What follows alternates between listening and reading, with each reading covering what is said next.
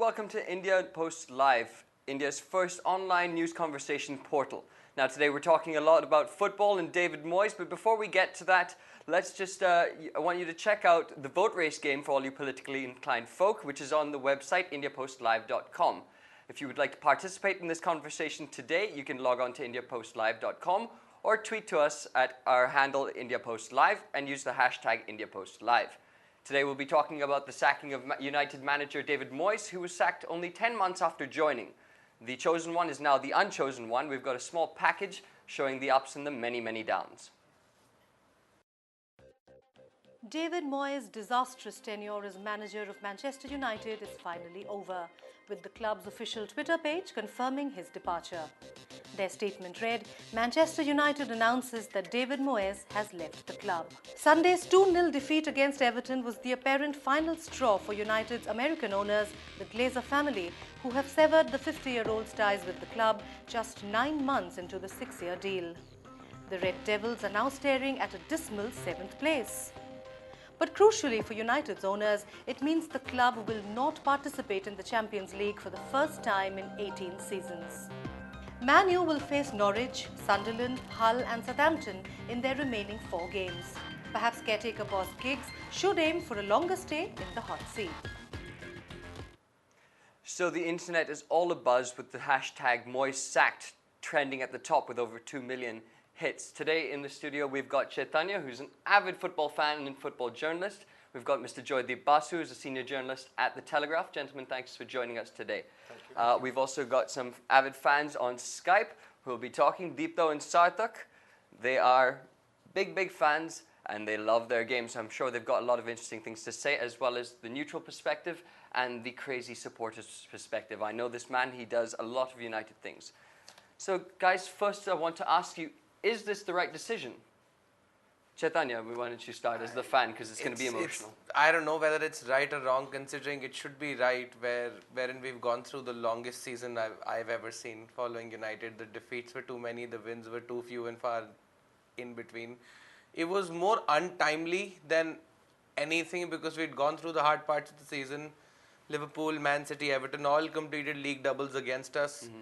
So we had gone through the bitter phase of a transition, as we had all braced ourselves for a transitional period and we'd gone through that. So it's very surprising, but I'm assuming the Glazer family thought this plan out and hence that clause in his contract. So I'm very sure it's a very well thought out strategy, but I hope it is and they see through to the end and get someone who at least stays there for a longer tenure than he was supposed to be. Mm-hmm. Should he have been given another year, do you think? I don't think. I think it was a right decision. Mm-hmm. For the simple reason, he was given enough leverage. He did everything in his own way and nothing succeeded. And I think he lost the confidence of the players. That could be the main reason why he has been sacked. I think he was not in good relation with any of the senior players. Yeah, including Van Persie and Ryan Giggs. He handled both of them quite badly. Mm-hmm. And I think I won't say it's a right decision. I think the management had no other option, perhaps. Mm-hmm. What would you say was the final straw? Well, it was evidently the Everton game, but I guess the final straw for us had to be Olympiacos, that away defeat. I think that was the worst performance I've ever seen with Manchester United on the pitch. I have never ever seen a far worse performance. Yes, there have been glitches when Sir Alex Ferguson was there too, mm-hmm. but none as horrific as that. That was just for all to see. We were for all to see.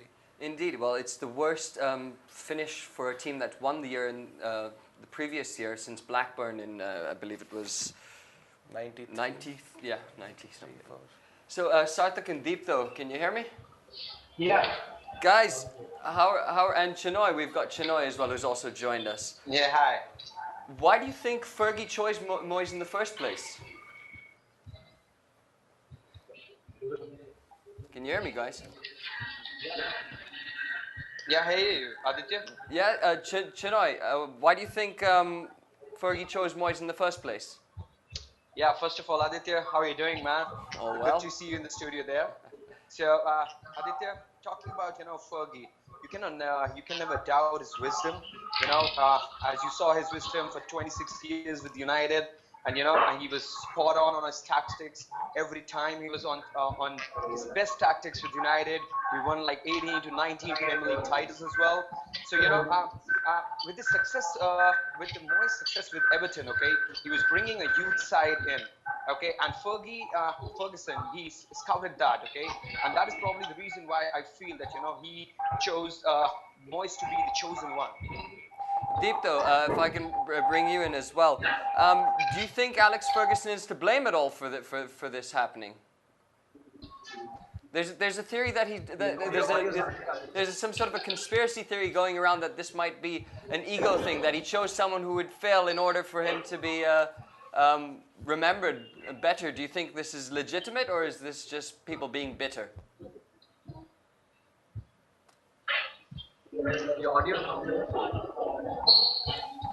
Right, I think we've lost audio with them for a second.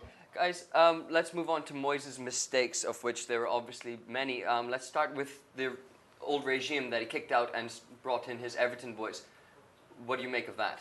I think that's absolutely right. I think as much as he was being blamed or being scorned for the fact that he came on the air, he came on post-match conferences saying his team were not playing well. Yes, the team were not playing well. I think half of them don't deserve to wear the Manchester United colours. But at the same time, it's this increase of player power which is ruining managers' careers. We saw that at Chelsea with Andre Villas-Boas. We're seeing it with Manchester United and David Moyes in particular. I don't know why is that taking the case, but that was not one of his mistakes. For me, the first mistake he ever made was against City. First derby season, we did not use a substitute for 90 minutes straight.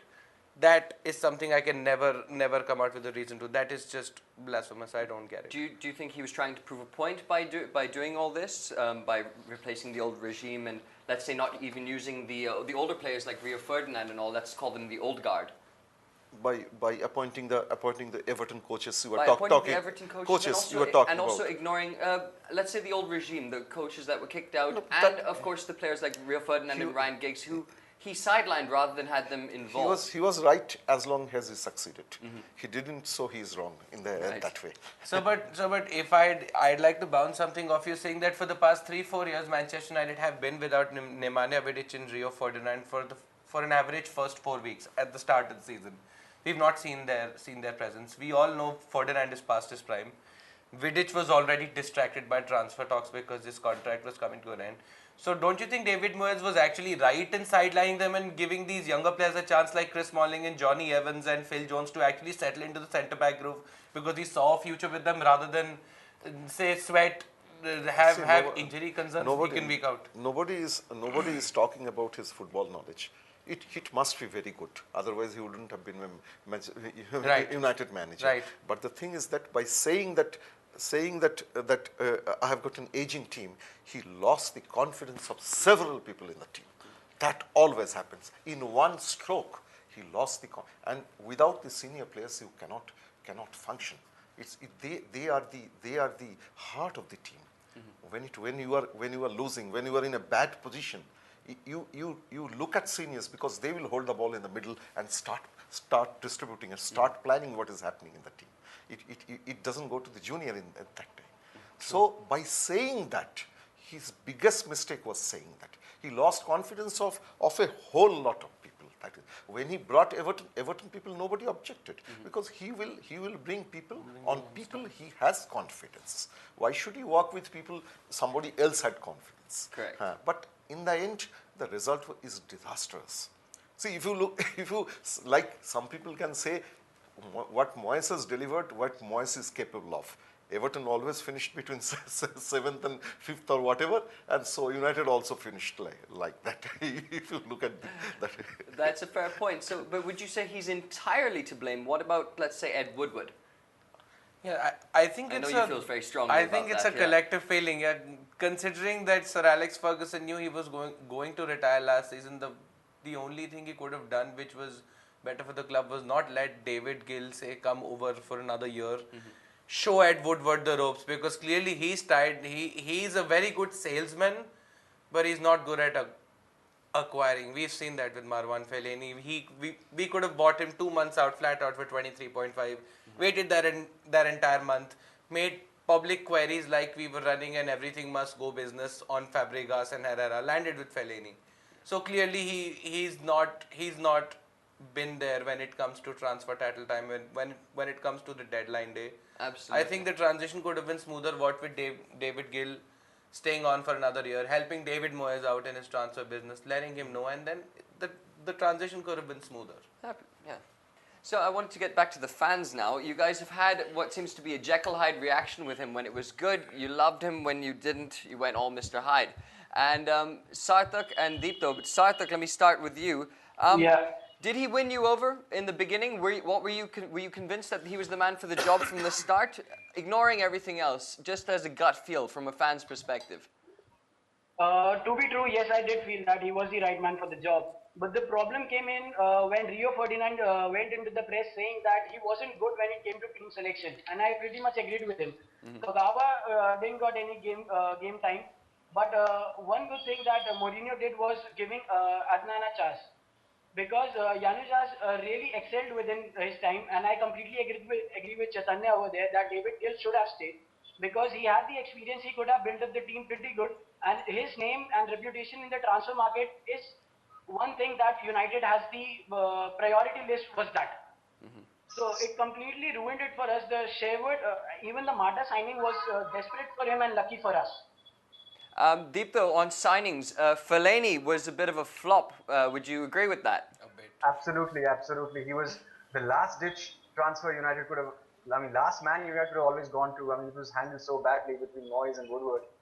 As Chaitanya said, it's a collective failure. Indeed, it was a collective failure. And I don't think, even if you ask me if Moyes was the right man for the job, I'd say that I think what Sir Alex Ferguson looked at Moyes was his longevity with Everton and the stability he brought to the club. I think that's what he had in perspective that Moyes could have dealt at United. But sadly, it's a sad decision for the Scotsman, but I think it was inevitable for him. Right. Mr. Basu, if you had to pick as the neutral, because they're all United fans, as a neutral, what would you say the good points of Mr. Moyes' tenure was? The good point of his commitment was his good point. He tried what he wanted to do. That's all. And he's a very ethical man otherwise, except his one thing. Even when he was the Everton manager, he never took up the job. He never made the Everton boss until and unless Everton boss informed the then manager Smith that you were being sacked. He's a very ethical man that way. So see, it was a bad year for him, that's all.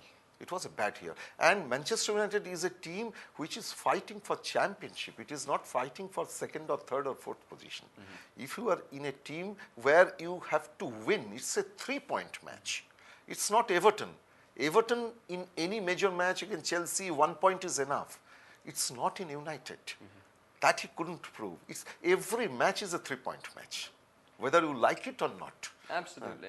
So his good points was Janua's that player that Janua was the only good point perhaps. And Rooney, keeping Rooney, I think was and keeping Rooney. Would you agree Again, with that's a poison chalice for the next manager to come and combat. To have 3 number 10s in your team, one of them has a bumper contract worth 5 years. The other one who you've just signed as your club record fee, and the third one who's already been.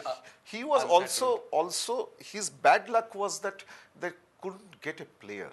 All their signings, whatever they wanted, they did not. Because I think Ferguson, when nobody wanted to come to United or whatever, he couldn't manage any of the players. He couldn't manage Gareth Bale. He couldn't manage what is his name, Cristiano Ronaldo. No player he got. Even Fabregas. As you're right, sir, the pull was Sir Alex Ferguson at the end. So even Robin Van Persie was left disappointed that he wanted to work longer with Sir Alex Ferguson and he left. So that was his bad luck, I must say. Yeah, back to the transfers. It's an interesting thing. Many said many of his targets were unrealistic. Chinoy, he tried to sign the likes of Cesc Fabregas and even, I think, claimed for Gareth Bale at one point. Was that embarrassing for you as a supporter, or did you actually believe that he could do that? Were those realistic targets? First of all, I'd like to second with you, Aditya, that you're absolutely correct in the point that Cesc was not a realistic target, because the time when he left Arsenal for Barcelona, the reason why he left the Premier League, because he wanted to shift to Spain. And then, coming back to the Premier League again for United, that was not happening. And there were some unrealistic targets as well. But yeah, nevertheless, he tried. And talking about the Fellaini, as you were guys talking earlier, okay, I feel that, Marouane Fellaini was a panic signing because, all the clubs in the summer, they were signing loads and loads of players and every fan had something to cheer about. But United, till the last day, they were left with nothing. So what I think that, what Moyes did was that was a panic signing just to satisfy the fans. He brought in his marksman, okay, his pole pinch striker back to his club where he is right now. So talking about the Cesc one, I don't feel that was the realistic signing at all. I wanted to read a quote actually from Sir Alex Ferguson that he read in October. He said, "It's a terrible industry. When a club sacks a manager, there is no evidence it works. But there is evidence, and it's hard evidence, that sticking with your manager does work. This is an important issue and is something I believe in very strongly. Sacking a manager does not help." Furthermore, Roy Keane, another legend of your club, and Gary Neville have both spoken out against Manchester United's sacking of David Moyes, and they blame the players a lot. Do you think, I'd like to go to the fans again for this, Deepto, what do you think of that? Are the players really to blame, and to what capacity? Well, I think the blame is to be shared between the manager and the players. It's not exactly the players who are responsible, but yes, in the end, they were not motivated to play for the manager who was appointed by Sir Alex Ferguson. So I guess Gary Neville and Roy Keane, they're absolutely correct with their terms, but up to a certain extent, I'm feeling it's a little harsh on the players to be blaming them entirely for the demise of the team. Mm-hmm. So now we have to move on. He's out. But now the question is, do you want to revamp? You want to do it again like Alex Ferguson, or do you want to remake with someone new? And who are the possible replacements that you would like to see at the club? I think, Aditya, you also know that well enough, and you've also gone through a good deal of research, know that the revamp is impending. It has to happen today, it has to happen tomorrow, but it has to happen. You want Fergie time back, basically. I want the Fergie time back, and I want to sing my chant with proper credentials. We don't have any glory right now. Our glory has fallen. But the point being, and also what they said, just to touch up on that for 30 seconds, I don't think the players were good enough to even do anything. Sir Alex Ferguson was a brilliant manager to produce that title-winning result out of us last year. But let's not kid ourselves. I don't see Ashley Young lighting the right wing on fire on European nights. I don't see a Marouane Fellaini giving a Claude Makélélé performance, and I don't see a Chris Smalling running like Philip Lahm through the right flank. That is, so let's not kid ourselves when we say that the players have stepped down. They were never ever there for stepping up. What's Mr. Basu? What's next for David Moyes? Do you think? I think 3 names have already come up. Now they have shortlisted 3 names. Exactly what I just. Louis, Van Gaal, David Simon, and one more. Carlo Ancelotti. They needed manager who can bring players actually. Yeah, they need a all managers are good. All managers are good. These managers will have to learn the culture of the club. And the how the fans behave, what the fans want, what the management want. All managers are otherwise good, but they have to bring players. They have to get a manager who can lure the players to come to the club. That is the thing, because they will not be playing in Europe next time. So it's very difficult to get players when you are not in Europe, isn't it? So they have to bring a manager who has the stature to bring the players and rebuild the side. That is most important. So there are a lot of options, guys. What are your thoughts? We'd like to hear from you. Our Twitter handle is @IndiaPostLive. Use the hashtag @IndiaPostLive and hashtag MoyesSacked if you want to get onto that bandwagon as well. We'd love to hear who you think would be the next manager of Manchester United. Guys, who do you think, Deepto in fact, who do you think, sorry, Chinoy rather, I would like to hear what do you think David Moyes is going to do next? Where might he go? Where might David go next? Do you let me put it in another way? Do you wish him well where he goes next, or are you bitter about it? No. I wish him the very best. I think the sacking has been a hard decision. But I think David Moyes is not suited for a club like Manchester United or Chelsea. The club management is not the club. I think we're sorry, Deepto. I think we're losing some audio there. I wanted to jump back. You mentioned right in the beginning of our conversation about the clause in I believe it was called the ejector seat clause in his contract, whereby for not qualifying for the Champions League, he would not be given full compensation, only limited to 1 year. Yep. Now, the timing of this sacking, is it a lot to do with that? Are they just trying to spend money, or save money rather, or were they ready? Would they have done this earlier as well? I think it's definitely something to do with that, because after the Everton defeat, it was even mathematically impossible. Before the Everton defeat, Arsenal had to probably drop a couple of points at home, lose a game. Everton and Arsenal, the result panned out there well for us when Arsenal lost 3-0 to Everton. So there was hope against hope, but the Everton result just sealed the nail in his coffin. So I guess it was a lot to do with that. But I still believe that in terms of, sir, and I'd like to bounce this off you, in terms of Carlo Ancelotti, in terms of Louis van Gaal, in terms of anyone coming in, don't you think the guy who's still best placed to make transfer signings and to make the call on this team is David Moyes, because he's seen that team throughout 11 months? But he has lost the confidence of the management. No, sir, This, that is the agreed. biggest problem.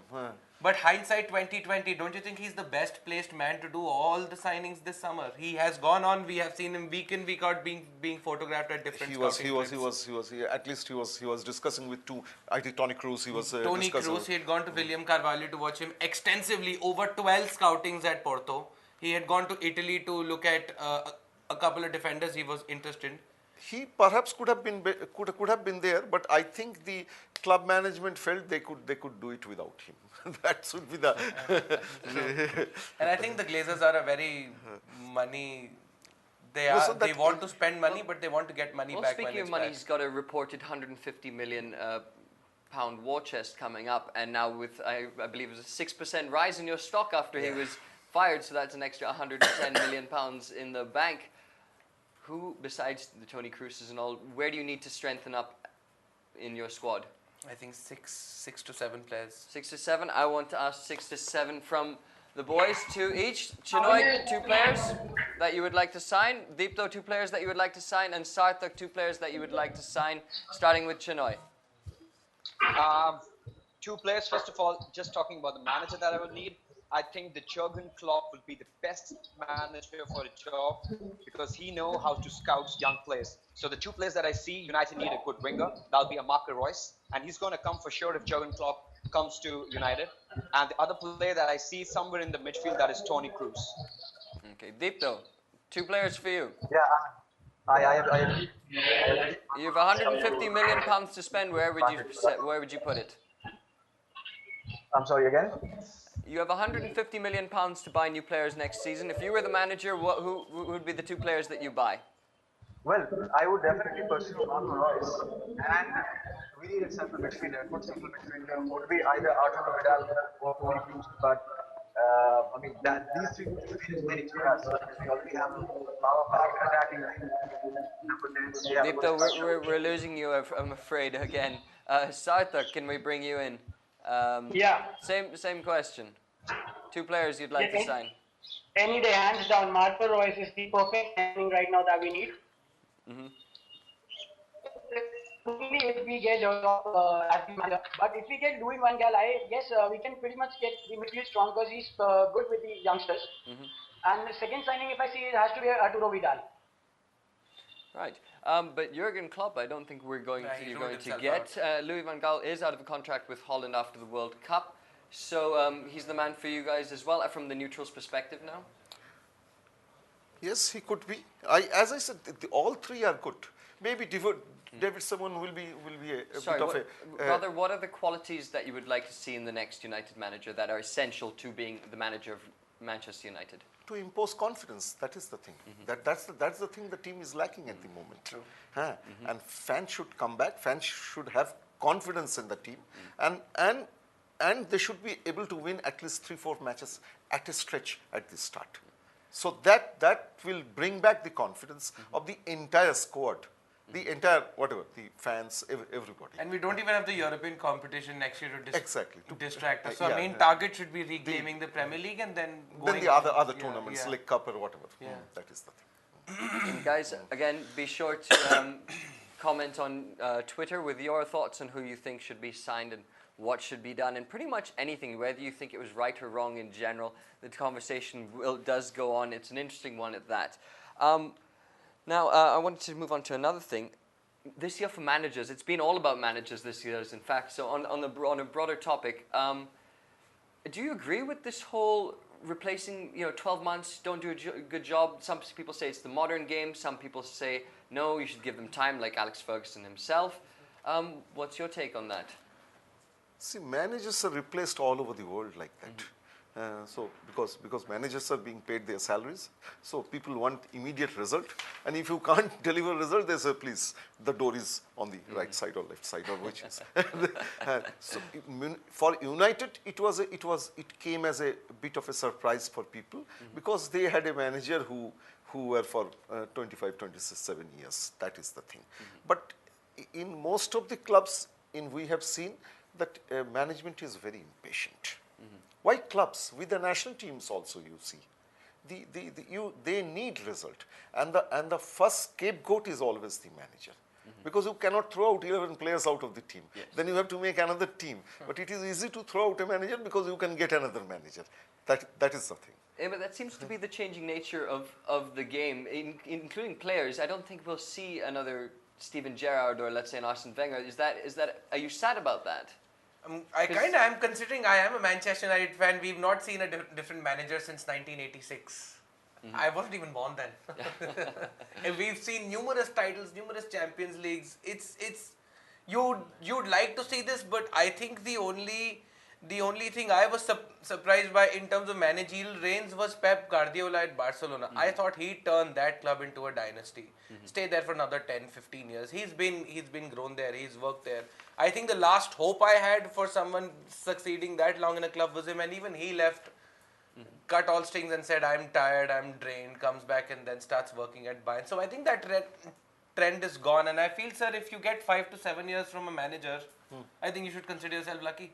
Because an Arsene Wenger, a Sir Alex Ferguson won't happen again, sir. We won't see a manager for 15, 20 years. It's difficult. It's very difficult. Even in Germany, they are changing managers, so they are a conservative, basically, football nation. There also the change that Indian born, what is it, Robin Datta. He was changed within a month. He was changed. Sorry, I'd like to go to Sarthak now. Considering Alex Ferguson had chosen David Moyes, handpicked, and of course it did not work out, would you like to see him have a say in the next manager as well? To be true, I really want Sir Alex to keep out of the business as Liverpool did with Mr. Bill Shankly. They banned him for like 3 to 5 seasons, which really improved Liverpool's season at that time. So I really want Sir Alex to tone down his role a bit so that the manager really can get time, as the modern football does not allow any room for error nowadays. So guys, final thoughts. Is United going to come back next season, or will there be a transitional? No, they're coming back. Business will resume. That's the fan. Normal business. They will come back. They are one of the best teams in the, and not that they are one of, they are not the offshoots of 80s or 90s who have suddenly got money and become big team like Chelsea or PSG. They have been there for 100 years. So this time 7th, next time 5th, third time they may be again champion. So it's not a big deal. It's not a big deal at all. Deepto, your final thoughts. Well, yeah, we are coming back next season. We have a transfer kitty of £150 million, and I think if you get a right guy in there, we are definitely getting good players. Definitely, we are. Chinoy, from you, final thoughts, sir.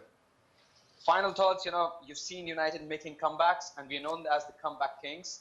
So be it comeback in matches, you've seen us. Now you'll see a season comeback. We're coming back hard and strong. And Sarthak, final thoughts, sir. We just cannot rule out the Red Devils. We have to be patient, but we'll get back. Definitely. It's just that spend the money wisely, get in the players, get in that midfield strong, get in that right back and stuff, everything on the place, and sure, we're going to come back in the Champions League very strong. Well, what a difference 1 year makes. On April 22nd, 2013, United lifted the trophy. On April 22nd, 2014, they sacked David Moyes. Gentlemen, thank you so much for joining us today on this interesting conversation. I know your hearts are bleeding, but they'll be fine soon, don't worry. Guys, thank you for joining us on Google Hangout as well. And thank you for joining us on India Post Live. Do tweet in with your reactions and thoughts about David Moyes being sacked.